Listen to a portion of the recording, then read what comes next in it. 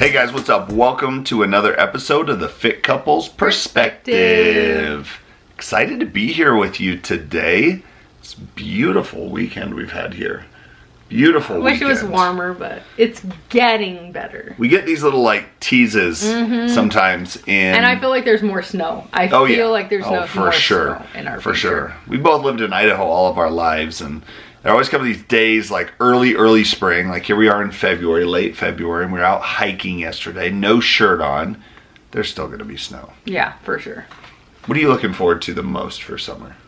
A tan and just not having as much just scheduled stuff. Yes. And warm weather, obviously. You're always tan. She's always tan. Always has this beautiful tan skin. Me, I'm looking forward to not being so pale. And all the other fun stuff that comes with summer. But let's dive into it for today. So what we wanted to talk about today is why you shouldn't trust your fitness influencer. I know, right? And I trust you though. I know for sure that I'm not your fitness influencer. There's plenty of other people That's true. that have far greater fitness influence on you than I do. So I don't know. I mean, I think that you've influenced my fitness direction of my life a significant amount. More so than anybody. Maybe I planted some seeds. Yeah. Maybe. Yeah. But that was a whole different podcast topic. That's true. Why she doesn't like to listen to me. But that's okay. Okay. We'll table that conversation for a different time. No, but we wanted to dive into this, like why you shouldn't trust your fitness influencers, because look, it's become a huge place for people to go for knowledge and inspiration, motivation, and I think that's one thing. You know, if you're looking to these fitness influencers, and it's insane like how many fitness influencers there are and how many just millions and millions of followers they have, and how their information can just spread like wildfire, which can obviously be a fantastic thing. But what do you think like the role of a fitness influencer really should be, and why do people get it mixed up? Well, I don't know. It's hard to say, because I think people are looking for advice when it comes to fitness influencers. But I also don't think at the same point, I don't think that they should be giving any advice. Yeah. Part of me thinks that they should be giving advice because that's what people are looking for, and some people need that advice. But I would say like 90% of the time, it's not advice for everybody, and they're coming at people like this is true for everybody, if that makes sense. Yeah. Like you have to do this cardio to get fit. Or whatever they're saying, and it's like that's not true. It can be wide variety, so they have very I don't know, not all of them have very specific opinions, but I feel like when I would just be careful. That's what I'm saying. If I was an influencer, which I'm not, but if I was, I would be very careful about what information that I was giving out. I follow people where they give out their macros or something, and I'm just bad idea. You say that, but then people start seeing the money that comes in from that's the problem. Because they realize they have such a big influence over people, and unfortunately, just inspiring people doesn't pay a whole lot. Yeah, right. It's true. not until you start saying, do what I do. And I think that's the other part of it that really throws people off, is that there's this perception that, oh, you look amazing. So if I do exactly what you do and what you tell me to do, then I'm going to look like you. Yeah. And that couldn't be further from the truth. Have you ever at any point in your fitness journey tried that, where you were like, oh, I really like the way that person looks, I'm going to try and do their meal plan, their diet, or their workout plan, or anything like that? 100%. 100%. And were you disappointed?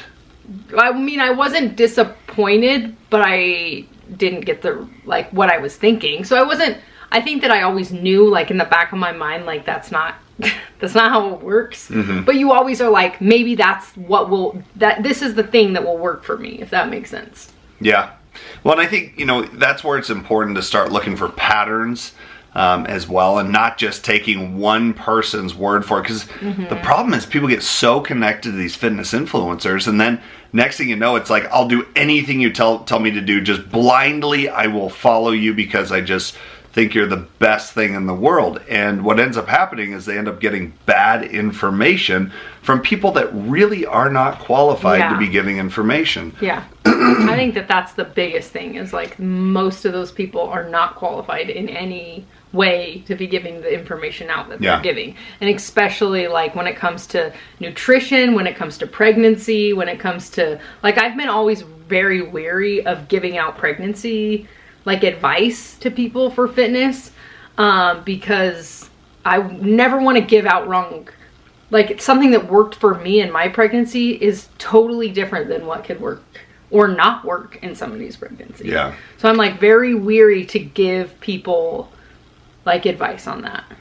Yeah. And I think it really breaks down into a few different categories. Number one, and this is the first thing that I just kind of want to talk about, is just because somebody looks a certain way, it does not mean you are going to look that way if you follow what they say. That does not qualify them to be giving you fitness advice. And there's just a lot of things that can happen, like genetics.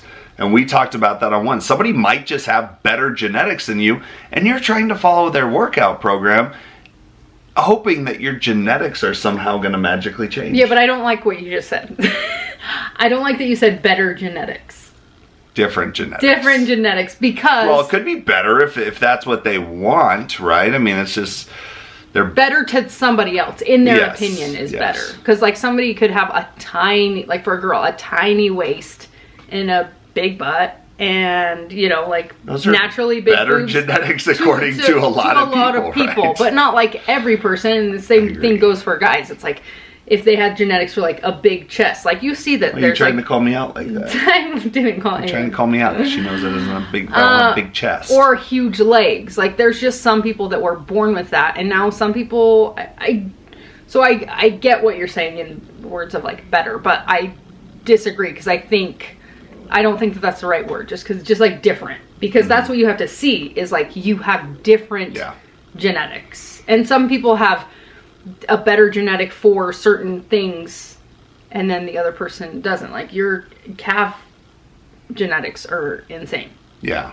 Like, there's no competition there. If there was a calf competition, this guy would be number one. Okay.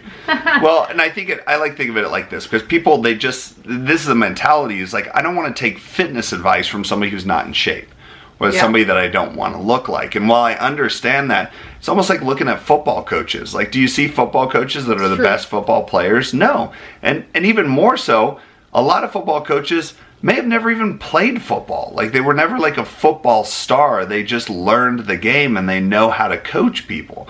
And the same thing's true. Like, just because you were the best athlete doesn't mean it's going to make you the best coach, or the person that's the most qualified to give advice there too. And so I think that's where it's really dangerous. Like, first and foremost, you need to understand that just because somebody looks the way that you want to look, that does not mean that you should be doing what they are doing. And you're probably not going to get the same results from it too. I almost can guarantee you won't. You will not look exactly like that person if you do exactly what they do. Yeah. And I think you have to look for more so patterns. Like, think maybe you can think of something while I'm explaining this, but like, when I first started learning, and this was before social media, I just started looking for patterns. Like, okay, this person does this crazy exercise technique over here. Maybe that's what I need to try. But nobody else was talking about it, right? They were the one outlier. But then it's like, you know, I'm trying to think of an example, like maybe it's supersets, right? Somebody talks about supersets here, so that could be a good option for you. And then this other person's talking about supersets, and this person's talking about supersets, and they're talking about supersets. Oh, okay. Here we have several qualified people that are kind of validating supersets. Like, it might be something good. Like, can you think of anything where, you know, you saw something that was kind of out there and you didn't really see a pattern for, or on the flip side, something that you just started seeing a pattern for and decided, this is probably some legitimate information? Yeah, I think that the one that kind of came around, and I did think about it, was fasting. I think that was one that was kind of out there, and it wasn't, 10 years ago, it wasn't like a big topic. It wasn't a hot topic, maybe even longer. But since then, I think that it's taken like a huge turn, because there's been so much research about it. And I think that people have like realized it can work wonders for them if they in a certain way, you know, like if they have a certain lifestyle, it can work like wonders for certain people. That's what I kind of see it as that. Yeah. No, I think that's a good one. I mean, there's been several things that have come out. So that's like one. If your fitness influencer is telling you to do something that, you know, that hasn't been validated by research or by several other people that, you know, have some standards in the industry, then it's probably not something that you should be doing. Yeah, I think of another one that I feel like, to me, in my opinion, like kind of had like a big, like huge, I don't know, jump in like the fitness world was like meat, like the meat carnivore diet was like I feel like it was almost like a rage, like do the carnivore diet, but I feel like it's kind of like lost its steam, but maybe I'm not like well enough versed on it and maybe it hasn't, but that to me is one of the ones that I feel like, you know, you heard like a couple people like this is the only way to live, you can't live any other way than by this, and then it's kind of there hasn't been enough, there's not a lot of people doing that, and like I'm not bashing any diet, I honestly am not, because I think that for some people is like life-changing and can help them. So but that brings me to my next point, which is number 2, which is be aware of the absolutes that some people give you. Like fasting is absolutely the best diet for everybody. And I think that's where, you know, you almost can be sure that it's some BS that you're dealing with. Yeah, that's true. I want to share a story, and this is one of, you know, people just looking for information. I remember I was selling gym memberships at a world gym. It was my first real gym job that I had, and we contracted out our personal training services there to the Larry Scott Personal Training Institute. So some gyms will do that. They bring in like an outside group of personal trainers and fitness director, and they just run their personal training out of that gym. And I remember any fitness questions that we had to go to just call him the fitness director, and he would come over. We weren't allowed to answer him as part of the contracted agreement. So somebody came in one day and they go, I'm wondering if I should have a protein powder. And I said, all right, well, let me get the fitness director. Come on over, fitness director. Yeah. And she asked him, she goes, you know, I was just wondering if I should have a protein powder. And he goes, yes. He goes, absolutely, you should have a protein powder. I don't care if you're an elite Olympic athlete or a couch potato. Everybody needs 2 scoops of protein powder per day. And he was a well-built guy, just this jacked guy telling this, you know, innocent lady this. And she's like, okay, I guess I do it, right? But that's an absolute. Like, there is no absolutes. There has to be some questions that are asked first. Yeah. You know, what are your thoughts on the absolutes that you see or that you've seen? I hate them. Yeah. I hate absolutes because the world doesn't work on absolutes, I feel like. For them, I mean, obviously. But why do you think it gets people's attention? Because it's controversial. Yeah. Because it's like one way or another. You can't divert from that specific thing. And so, you know, you have your people with the meat, and it's like, eat nothing but meat, you know, and then people are like, meat is, then you have the whole opposite side where people are saying only eat vegetables, or, you know, be vegetarian or vegan or whatever. So you have these totally opposites. And I think that absolutes are just, especially in the fitness, like an absolute of like, you have to sprint 1 day a week, or your heart won't, you know, you won't be conditioned, your heart won't be in good condition or whatever. It's just there's so many factors to so many different facets of people's lives. Like absolutes are like, it just doesn't, I mean, maybe the absolute of like you should walk more than 10,000 steps a day is like a good absolute. I don't know, you know, like other than that. But even, you know, there's like good ideas, and then there's absolutes. Yeah. You know, and I think, again, it's like you should absolutely be taking a protein powder 2 scoops a day. And I think what's appealing about that is that it makes the decision for them. It's like, well, I mean, it depends. You know, I mean, because the answer to this question is, well, that it depends. And the answer to most fitness questions is, well, it depends. Should I have a protein powder? Well, that depends. What does your diet look like? What do you currently consume on a daily basis? Okay, well, you know, you could do a protein powder, or you could incorporate more protein into your diet. Oh man, so should I get a protein powder or not? like to some degree, I think people just want to be told what to do. Do you agree? I mean, would you say like, you know, I mean, that's part of the problem is people just, they want to be told what to do. They don't want to think anymore. Yeah. And there's some problems with that. Yeah. I think that there are some major influencers out there that's how they like talk to their like fans or their audience or whatever is like in absolutes. Like, you guys must do this. You know, you got to get this in. You got to take this supplement. You will not see the results that you want. And I don't know, it's just sad. It's like I feel bad for the people that are like reading into it and just totally going off of that and not questioning anything or looking at labels. Yeah. Like I never, honestly, like before, I mean, still don't even look at labels because I just ask you because you know what's in them. But before then, I would just like buy whatever, like if I saw like there wasn't even influencers, I feel like 15 years ago, but even if there was like a commercial, it was like, you know, get pumped or whatever. And I would just say like, that is what I'm going to buy. I'm just going that direction. You don't want to, I didn't even read, like I said, I didn't even read labels. So I think that doing your own research on what you're thinking about doing is obviously imperative. Yeah, I mean, it has to happen. If you're going to make a good decision for you, you have to know how to make that decision. But I've seen that more and more over the years. People just tell me what to eat. I don't want to think about it. And I'm like, I don't want to tell you what to eat. I want you to make that decision on your own. I want you to critically think about, how do I go to a Maverick gas station and pick up something good for breakfast, and not just, well, I forgot my egg whites and oatmeal, so screw it for the day. But not even to that. To that, they even want you to make the food. Yes. Like there's even the, you know, they want to know what to eat. They want you to make it for them, not like you personally, but they want like some company to make their food for them. There's just no and to that, there is obviously like reasons to have that because it is I mean, there's benefits. Yeah, there's huge benefits. So I'm not like going down on that, but yeah, I don't know. Well, I think that there's a lot of fear that goes into it too. There's like fears that people try and draw in, like you should never ever put artificial sweeteners in your body, ever.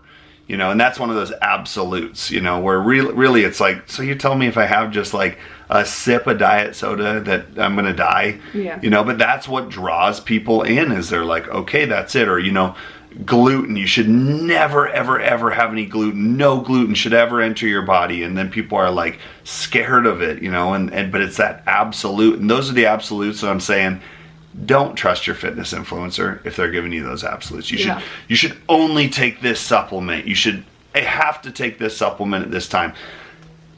We have to ask some questions. If nobody's asking you questions before they're giving you these absolute answers, that's a problem. There's a qualification that goes into it. And that's like going to the bank and just being like, you know, can I get a loan? They're like, absolutely, here's $100,000. There you go. And I go, well, you're not even going to ask me any questions. The same thing is true. Like, what pre-workout should I take? Oh, you have to take this pre-workout. No, there's questions. Well, have you ever taken a pre-workout before? You know, does that one have a lot of caffeine? Do you like the way a lot of caffeine feels? Are you sensitive to caffeine? What about the beta-alanine tingles? Do you like that? Do you not like that? Because just because I take it doesn't mean it's the best one.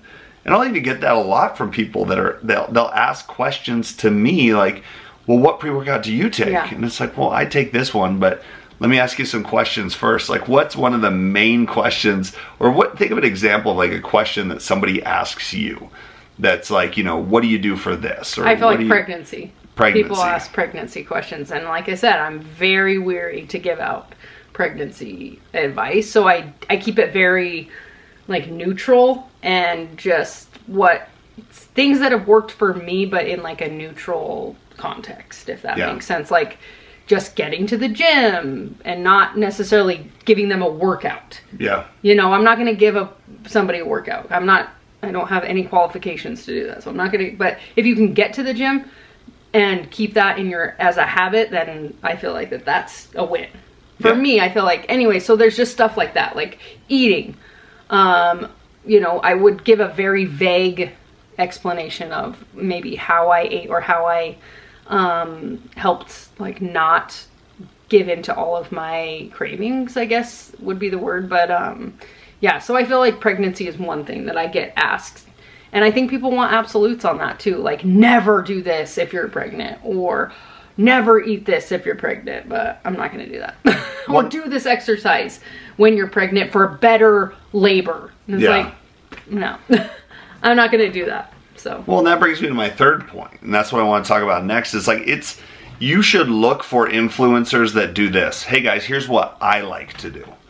Okay, not here's what you should do, but here's what I like to do. And that's what you're saying, right? Like, you'll share with people what you do. Yeah. Right? But you're not saying you have to do this. No. And I think that's a big key of, like, don't trust your fitness influencer if they're telling you what you have to do.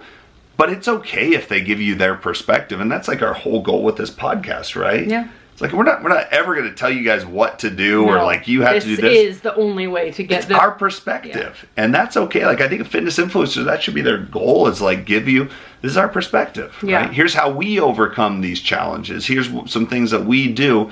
And it's up to you. If you want to go and try those things, you can. If not, then whatever. And there are influencers that do use their platform like that. And the problem is when people just say whatever they did, they're going to do. Like, they push themselves into the absolutes, if that makes sense. So just be careful and be, weary of that. And I think of like two people, and I'll speak on the guys. Maybe you have some female examples, maybe you don't. But two guys have done a great job with that. That just give their, like, hey, here's what I do. But I never really now that I think of it, have I ever heard them really say, like, oh, you've got to do this, or push something really hard. One is Ryan Terry, the current men's physique Mr. Olympia. And the other one's Chris Bumstead, the current classic physique Mr. Olympia. And when I watch their YouTube videos, or I follow them on Instagram, it's like, yeah, you come along for a day in my life, but both of them will be the first one just to be like, here's what I do. But I never hear them be like, you got to do this if you want to get razor sharp abs. It's like, no, I like doing this because I feel like it works there really good. Or, I like eating this because I think it's tasty and it's pretty high in protein. But they never like you have to do this. They're just kind of sharing what they do. Do you have anybody that you follow that you feel like does a good job with that? No. Okay. To be totally honest, I don't follow any girl like fitness influencers. None. Zero. Yeah. Maybe that's a good thing. Maybe that's why we're having this conversation. Yeah, I mean, I follow moms that are fit and like have that like in their lifestyle, but it's not like at any point any part of their Instagram or their Facebook or TikTok or whatever. Like, that's not, they don't push any of their. But the funny thing about that too is, like, those are the people that I want to listen to. The ones that aren't like directly saying you have to do this. It's just like, no, you're giving a lot of information. I'm genuinely curious what you do. And then maybe I'll apply some of that. Yeah, and that's exactly how they do it. Like, every once in a while they'll be like, hey, people were wondering what bar I was eating the other day on the way to the gym. Like, this was it. And that's good. And that's like, I feel like that's when I want to like do what they're doing. Or I'm like, oh, there's so many things that I fall in line with that person outside of fitness. So maybe that will work for my life because we're alike in so many ways, not in the fitness world, if that makes sense. So. And then I think the final thing is just, if I had to put a number 4 on it, it would be, it's okay to seek inspiration from these people. Like, that is where you should go to get some inspiration on social media. Not your end-all, be-all information for what you should do, but seek inspiration. Like, hey, you know what? That person looks great.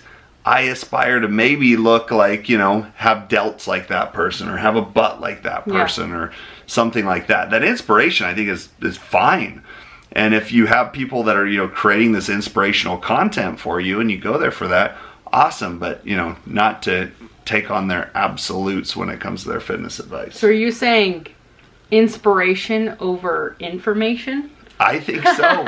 I think the inspiration over information when it comes to social media. Honestly. Like, there's just, that's what you should be going to that social media for and looking at these influencers for some inspiration. But information, it's like, it's tricky. And I think it's okay. I don't know if I'd say, like, you gather information. But some people are just so dumb too, with how blindly they follow people. And I even get that sometimes when people are like, well, tell me what you do and I want to do that. And it's like, no, don't do that. That's stupid. Don't do that. Or you hear people that are like, oh yeah, I'm doing this diet, or I'm doing this because they like saw it. Somebody do it. Like that they lost 50 pounds. They're like, okay, well, I'm going to do that. And you're like, well, did you think about how your actual life fits into that plan? You know? Or even when people are like, bro, what do you do for calves? And it's like, well, I mean, I can tell you what I do for calves, but I'll tell you your calves aren't going to look like my calves. Never, ever. Just like my chest will never look like your chest, maybe. You know, and I think it's important that you recognize some of those, you know, genetic differences in there as well. So, again, like kind of if I broke it down into 4 areas, like number 1, why you shouldn't, you know, you shouldn't, you know, have this fitness influencer that you're just like obsessed with, the end all be all, why you shouldn't trust that fitness influencer. Number 1, because the greatest athletes don't always make the greatest coaches. As a matter of fact, they usually do not. Just because somebody looks a certain way, it does not mean they're qualified to give you advice to help you. Number 2 would be, you know, look for those people that go, here's what I do, right? Not here's what you have to do, but just more so giving information on here's what I do. Number 3, you know, definitely stay away from the absolutes.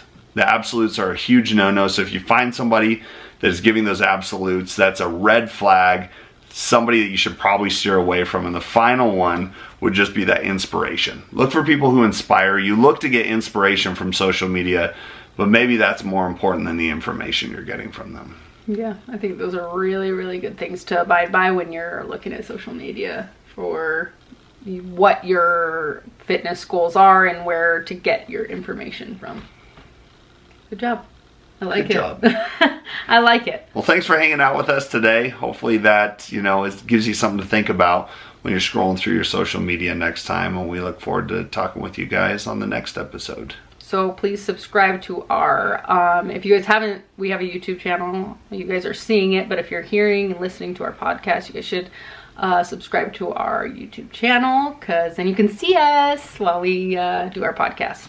And leave a review on our podcast. Let us know how we're doing. If you guys have any questions or topics that you guys want us to cover, get on our social media, and we're the Fit Couples Perspective on there. So we'll see you guys later. See ya. Bye.